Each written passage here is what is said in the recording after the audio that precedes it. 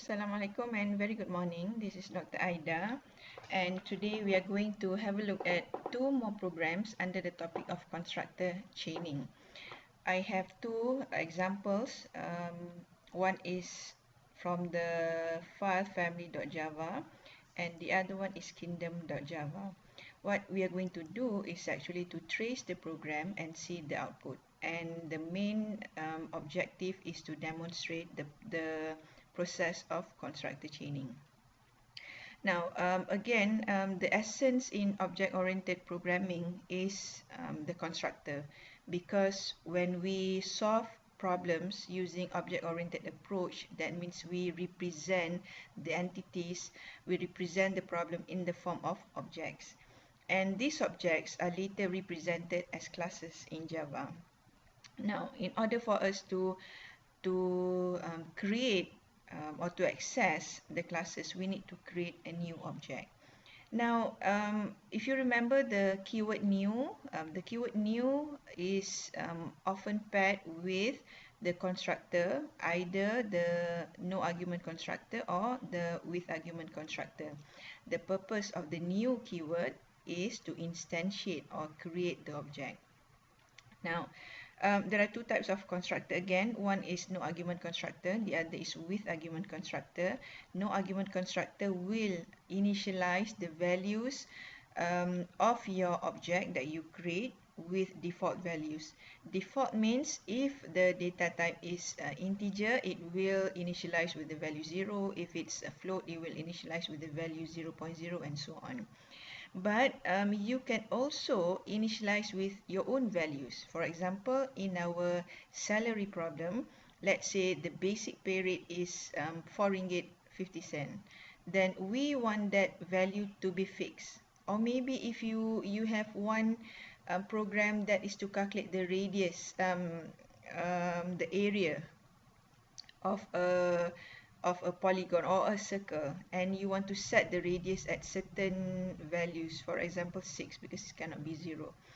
And the other one is with argument constructor. That means that is used when you have requests specifically to create certain objects from the main class. Okay, so in your main class, you can either create the object by calling the no argument constructor or the with argument constructor. And again, constructor are special methods. They don't have written data type. They usually have the same name with the class. And again, the purpose is to instantiate or to create the object. It is very neat in Java because it maintains code. Basically it is for code maintainability. Okay. It will clear off your design, and you need to a lot of times when you want to create an object, you don't need to, if the data types are private, you don't need to keep on calling setter and getter, but then you can just create an object by instantiating by calling either the no argument constructor or with argument constructor. If in any program you see there is no argument constructor provided, no constructor provided at all, that should be no problem, because Java will automatically create a constructor, a no argument constructor for us.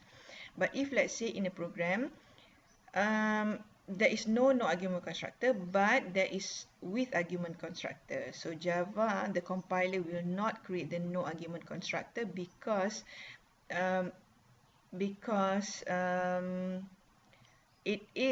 it seems, and it should be the design of the program, it should be done on purpose. That means if the programmer purposely do not put a no argument constructor but instead a with argument constructor, then that is the purpose, that is the design of the program. That means no one can easily create an empty object. Okay, it has to have certain values. Okay, now back to the program. We have two programs here. One is family.java, the other is kingdom.java. We are going to go to, let's have a look at the first code first. Okay, and this in this file, you will see there are 1, 2, 3, 4, 5, 6, 7. There are 7 classes altogether. This is the main class. family. That's why the name of the file is family.java. Why this is a main class? Because it contains the main method. And there are two methods here. One is the main method, one is another method called print. And there are again 1, 2, 3, 4, 5, 6. There are 6 object classes. One is human. Second one is ancestors, that extends human. Remember, the keyword extends is to show inheritance. That means ancestors is a subclass, human is the superclass. And we have class grandfather extends human, class father extends ancestor, class son extends father. Okay, and you see that there are in all these object classes there are no constructor at all. That shouldn't be any problem because Java will provide one for you automatically. But there is a method, there is a toString method in 1, 2, 3, 4, in 4 out of the 7 classes. Okay, remember a toString method is a generic method provided by Java. The purpose is to return a string. Therefore, the return data type has to be string, and it returns only string. Okay, so now let's go to the first one. There are 5 method calls here. First one, to create son, to create grandfather, ancestors, alone, and father. We are not going to go through all for the sake of the length of this video, but we will I will demonstrate some of it. Okay, so let's start with the first one. Okay, before that, in the main class there are 2 methods, main method and also print method. In print method, it will take an object from using the data type object. Remember, this is an instance of polymorphism whereby a type of superclass can take the type of subclass, because O can be from son, can be an object from son, grandfather, ancestors, alone, or father. Remember, object is the mother of all classes. And inside this print method, it will print out to the console something. Okay, what is that something? We are going to access the object that is passed from the main method and send it and find the toString method inside that object. Okay, now let's start. When we execute or run a program, the compiler will go to the first line in the main method, which is in line 25. And remember, this class family can be well down here, can be in the middle, can be anywhere. So compiler will go to the first line in the main method. So the first line, in line 25 here, it says print. It's going to invoke a method print, which is here, by sending an object from the class son. As we see the keyword new, that means there are 2 operations that are going to happen now. First, we must create the object son before we actually throw or send son to the class, to the method print. Okay, so let's go to son.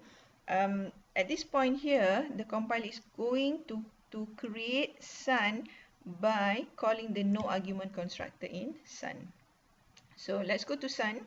Compiler will travel to son, and when the compiler wants to create son by instantiating by calling the no argument constructor, but if, as we can see, there is no argument constructor here, never mind, no problem, the compiler will create anyway.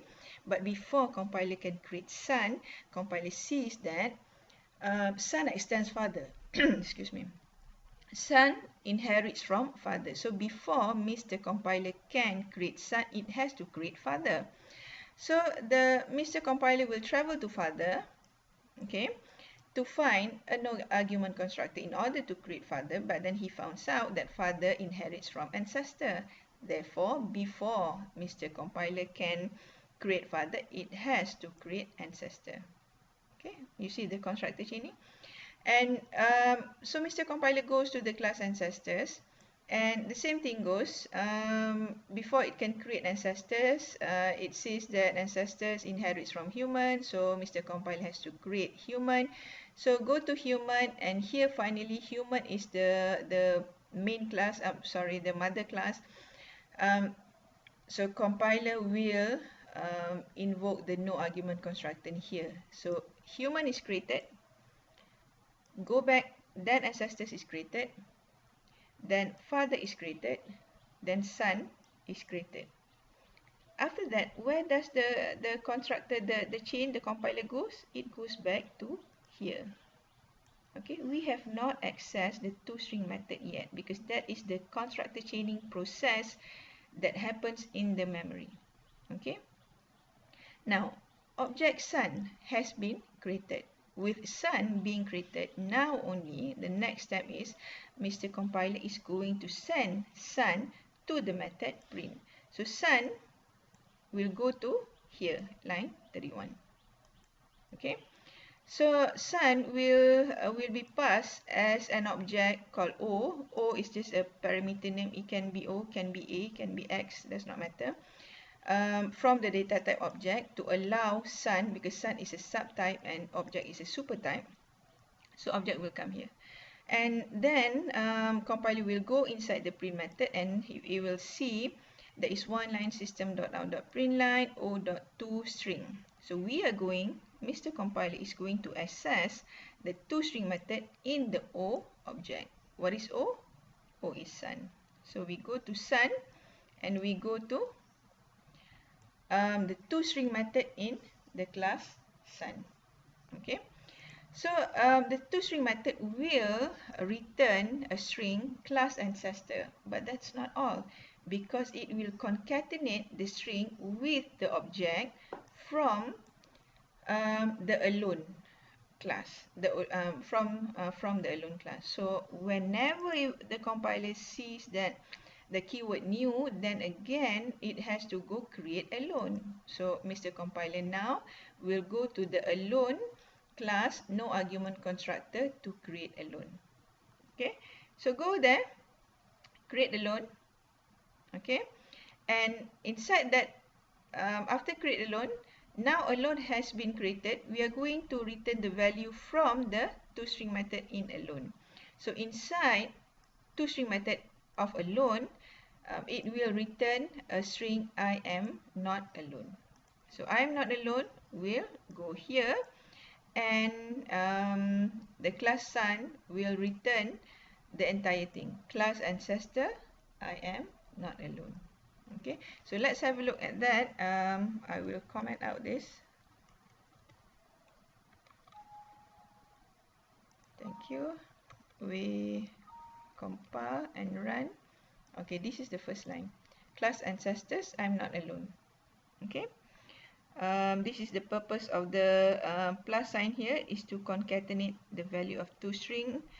And yeah, that's for the first one. Okay, so we try the next one. And after that has been done, compiler, the control will be passed to line 26 because line 25 has been executed. Okay, now in line 26, again, compiler will go to the no argument constructor of the class grandfather in order to create the object grandfather before it can pass grandfather to the print method. So let's go to find the no argument constructor in the grandfather class, which is here. Okay, but before Mr. Compiler can create grandfather, it says that grandfather extends human or inherits from human. Therefore, he has to create human first before he can create grandfather. So Mr. Compiler will travel to human. Okay. And in class human, there is no argument constructor. The compiler will create anyway, set up with default values. Okay. Now after human has been created, now it creates grandfather and it comes back here. Okay. With grandfather created, now only the compiler will send grandfather to the print method into this parameter object O. Again, O is just an object name. It can be O, can be A, can be X, it can be anything. Okay. Okay, so now the compiler goes inside the method. It will going to print something that comes from the toString method inside object O. What is O? O is grandfather. Okay, so when it goes to the grandfather class, the compiler sees that the toString method does not exist in the grandfather class. So the compiler will travel to find the toString method in the superclass, which is in human. So it will travel to here and it sees that there is one toString method in human that will return class human. Okay, so this string class human will be written here as the parameter argument for the system.out.println method, and it will be printed out in the console. Let's try that. Okay, the second line is class human. Okay, so I will stop here because we're going to go to another example. You can find the code in the website, so you can try it out and try to trace manually using pen and paper. Okay. Okay, now the second example. We have one class, the name is kingdom. Inside the kingdom class, we have two methods. One is print, similar to the family program just now. The other one is main. Inside main method, it has three method invocation that will invoke the same method print 3 times by sending different parameter, by sending different objects. Okay, and there are 1, 2, 3, 4, 5 5 object classes. Birds that extends from animal, Twitter that extends from bird, dove that extends from bird, toy that extends from animal, and then we have animal. Okay, so go ahead, you can draw your the UML diagram so that you can see the relationship clearly. It's good to have that before you start tracing on with paper and pen. Okay, so we are going to trace this program. Again, Mr. Compiler will start with the first line in the main method, which is this one in line 6. So in this line, there are two things that will happen. First, Mr. Compiler will create the object dove before it sends the object dove to the print method in here. Okay, so let's go to dove. Where is dove? Okay. Mr. Compiler will go find the no argument constructor of dove to create dove, but then it cannot see that the no argument constructor does not exist in dove, but no problem, it will create one anyway. But before it creates doves, it sees that dove extends bird, so bird must be created first. So Mr. Mr. Compiler will go to bird. Okay, and Mr. Compiler sees that there is an argument constructor, there is a no argument constructor in bird, which is good. I'm going to execute this, but before I can execute this, I meaning the Mr. Constructor, before he can execute this, he sees that bird extends animal, so animal must be created first. So Mr. Compiler travel, find the object class animal, and sees there is no argument constructor there, which is fine. So it will create animal anyway. So create animal, create bird. The moment create bird, it will go to line 13. What is the meaning of line 13? It is actually called the same constructor itself because of this keyword. This refers to this class, and it will send a string from bird. So where is the constructor of bird? Where is the with argument constructor from bird, which is this one. Okay, so what is it? The string from bird will go into the variable app, which has the data type string, and this constructor will print out bird is cute. Okay, remember we are still in bird, we have not created dove. Okay, but while creating bird, we got something to do. So it will the chaining actually goes into calling the with argument constructor in bird, and it has the effect of printing something out. So it will print on the console bird is cute plus app. App is the string which is from bird. Okay, so that is expected. Then after creating the class bird, and which has the effect of having this on the display on the console, which is fine because basically in your constructor you can do pretty much whatever you want to do. And after bird has been created, so compiler will go create dove. Okay, now dove has been created. The first line here not yet finished. The first line and the next step is, once dove has been created, we are going to, the compiler will is going to send dove to the print method, which is in here. Okay, so Mr. Compiler will go to the print method, and the print method only take one it will take one argument. This is an object from called fr, but if you see, it doesn't use the type object here, but it used the type animal, which is fine. Why? Because dove, toy, Twitter all inherits at the end from animal. So dove, toy, Twitter all are the subclasses of animal. But if you have animal here and you want to send to dove, that is not possible. Okay. So again, the object dove now is in the object called fr, and the compiler will access the toString method of fr. What is fr? It's dove. Okay, so go to dove. There is no toString method in dove, but the compiler sees that dove extends bird. Let's go find toString method in bird. So in bird, there is also no toString method in bird. There's only no argument constructor with argument constructor. So the compiler will go find the toString method in animal. Okay, so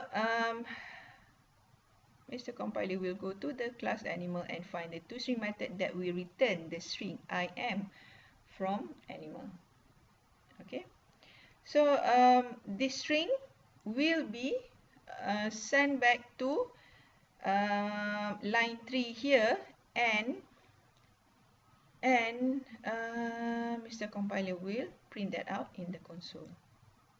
Okay, now if you remember, let's trace this back. There are two things that has been printed out on the console. The first one is this, about a bird being cute, and the other one is, what is it? I am from animal. But it comes from one line here. Okay, let's try that out. I will comment this out, and we see the effects. Okay, there are two lines printed out from the same print method. The first one is bird is cute from bird. The second line is I am from animal. Now, where does bird is cute from bird? That comes during the constructor chaining process. Okay, and the second one is actually happen here in the print method. Okay, so be careful when we trace a program. Remember, there are always two parts of it. One is what is happening on the memory, the change of the variable, constructor chaining. Change of variable, if even when you are tracing a sequential program, any program, whenever we declare a variable, initialize a variable, whenever we change the values, all happens in the memory, which we cannot see on the screen, on the console. So the first one is the memory, what happens in the memory. The second one is what happens on the console. What happened in the console can only be seen if it is sent, something is sent from the program to the console. How? Either by using the system.out.println method, which will send to this command console, to this console, or you can use J option pane. It will pop up a dialog box, or it can use file. The output will be sent to a file directly, which means we will not see anything on the console. Okay, so again, during tracing, two parts: take care of the memory, take care of the display. Okay, this is a good example that demonstrate that something is actually happening during the constructor chaining. That means when we trace a program, do not rush straight away into the main method. Be patient, go through the constructor chaining, because something might happen there. Okay, something might be sent out from there. Okay, thank you so much. That's all for now. Bye.